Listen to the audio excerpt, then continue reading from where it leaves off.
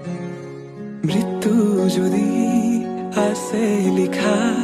কোনে ৰখাব কোৱা নিশ্চিন্ত থাকা মই চাই থাকিম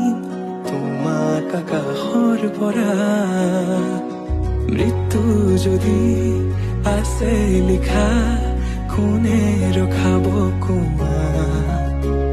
নিশ্চিন্ত থাকা মই চাই থাকিম আকাশৰ পৰা অজস্ৰ মৰমৰ বিকল্পনো কি আমাৰ দুয়োৰ কাহিনী